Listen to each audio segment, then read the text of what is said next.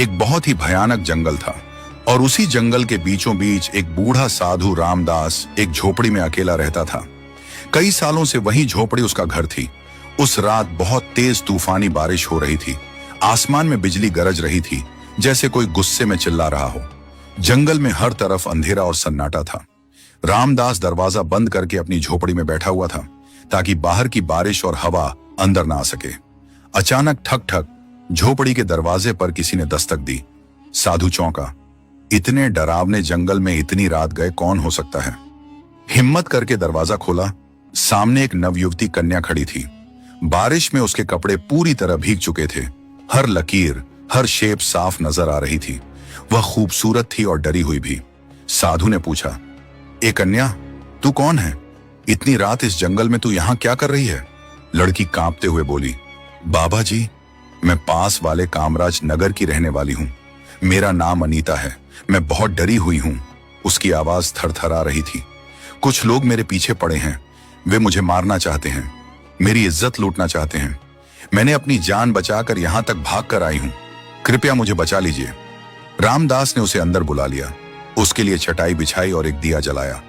झोपड़ी में अब सिर्फ दिए की हल्की रोशनी थी और बाहर तूफान की आवाज। अनीता की आंखों में डर था। वह कांप रही थी। उसने कहना शुरू किया, मैं राजा विक्रम सिंह की बेटी हूं। मेरे माता पिता अब इस दुनिया में नहीं हैं। उनके जाने के बाद लोगों की नजर मेरी खूबसूरती पर टिक गई। वे मुझे छूना चाहते हैं, मेरा शरीर अपवित्र करना चाहते हैं। साधु रामदास उसकी बातें चुपचाप सुनता रहा। उसे लग रहा था कि यह लड़की कुछ और भी छुपा रही है। क्या उसका यहां आना सिर्फ इत्तेफाक है? बाहर तूफान बढ़ता जा रहा था। झोपड़ी के अंदर सिर्फ दो लोग थे, एक बूढ़ा साधु और एक जवान कन्या। कुछ देर बाद अनीता बोली, बाबा, मैं बहुत डरी हुई हूं। क्या आज की रात आप मुझे यहां रहने देंगे? रामदास ने उसकी तरफ देखा। उसकी आंखों में मासूमियत और डर दोनों थे। बूढ़े बाबा ने कहा, हाँ बेटी, हजरात, तुम यहीं रहो। ये झोपड़ी तुम्हारी भी है। अनीता छटाई पर लेट गई। साधु रामदास उसे देख रहा था। वह खुद को रोक रहा था, मगर उसके मन में कुछ चल रहा था। कुछ अजीब, कोई हलचल, कोई बेचैनी। उसने आंखें बंद करके सोने की कोशिश की, पर नींद आंखों से कोसों दूर थी। अनीता की भीगी हुई छवि बार बार उसकी आंखों में तैर रही थी। दिल की धड़कन तेज होती जा रही थी।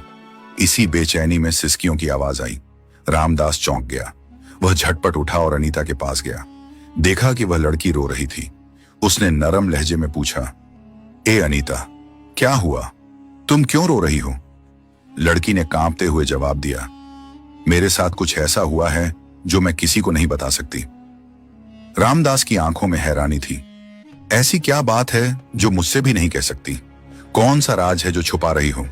अनीता की आवाज और धीमी हो गई। मैं कोई अच्छी लड़की नहीं हूं बाबा। मैं बहुत प्यास से भरी हूं। मैं भटकी हुई हूं। और फिर उसने वो बात कह दी जिससे रामदास का खून सूख गया। मैं एक आम लड़की नहीं हूं। मैं एक भटकी हुई आत्मा हूं। रामदास का शरीर कांपने लगा। उसके पैरों तले जमीन खिसक गई। आत्मा? ये क्या कह रही हो तुम? मैं कैसे मानूं ये सब? अनीता ने नीचे देखना शुरू किया और फिर धीरे धीरे अपनी कहानी बताई। बहुत समय पहले मैं रानी राधा थी। एक आदमी था अर्जुन। वो मुझसे शादी करना चाहता था, पर मैं उससे प्यार नहीं करती थी। उसने मुझे पाने के लिए काला जादू किया। मैं उसके जाल में फंस गई और वह जबरदस्ती मुझसे शादी कर बैठा। लेकिन मैं कभी उसकी नहीं हुई। उसने जब पहली रात मेरी इज्जत छीननी चाही, मैंने उसे रोक दिया। वह गुस्से में पागल हो गया और एक रात उसने मुझे मार डाला। मरते वक्त उसने कहा, तेरी आत्मा तब तक मुक्त नहीं होगी जब तक तू किसी पवित्र इंसान या साधु के साथ हमबिस्तर न हो जाए।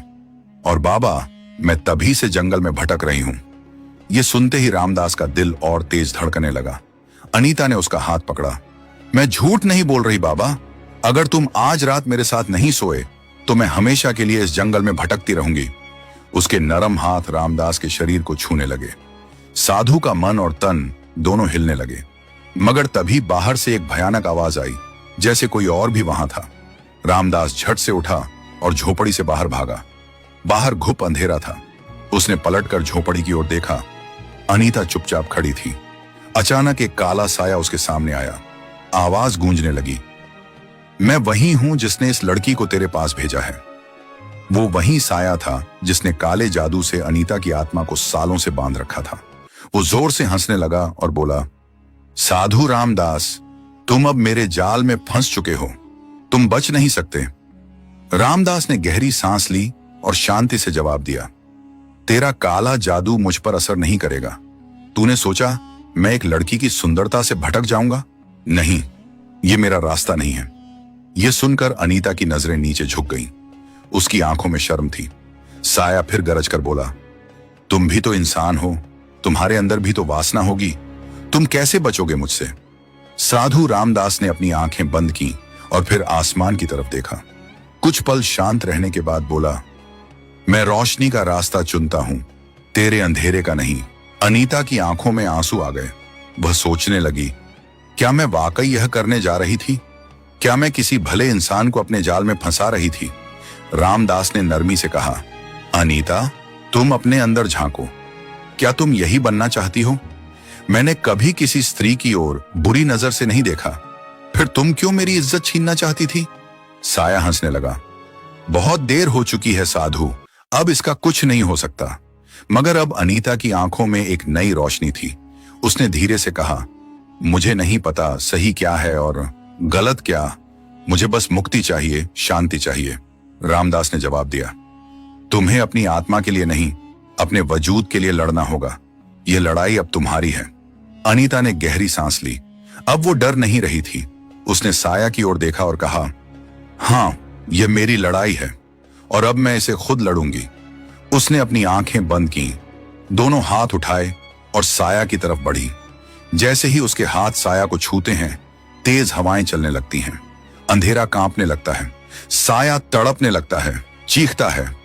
मगर अब अनीता की आत्मा जाग चुकी थी। उसने पूरी शक्ति से साया को मिटा दिया। हर तरफ शांति फैल गई। जब अनीता ने अपनी आंखें खोली तो सामने साधु रामदास खड़ा था, शांत, गंभीर। अनीता उसकी तरफ बढ़ी और कहा, मुझसे बहुत बड़ी भूल होने जा रही थी, आपने मुझे रोक दिया, आपने मुझे फिर से इंसान बना दिया। रामदास ने मुस्कुराकर जवाब दिया, अब तुम आजाद हो जाओ और अपनी जिंदगी नए सिरे से शुरू करो। अनीता ने सिर झुकाया, आंखों में आंसू लिए और हमेशा के लिए उस जंगल से निकल गई। अब उसकी आत्मा मुक्त थी। वह अंधेरे से रोशनी की ओर बढ़ चुकी थी। इस प्रकार बाबा रामदास ने अपने कर्म और धर्म का पालन करते हुए अनीता को उस काले साए से मुक्त कराया। अगर आपको यह कहानी पसंद आई हो तो कृपया इस वीडियो को लाइक करें, अपने दोस्तों के साथ शेयर करें और ऐसी ही और रहस्यमय कहानियों के लिए हमारे चैनल ऑफिशियल आर के गुरु को सब्सक्राइब करना न भूलें। धन्यवाद।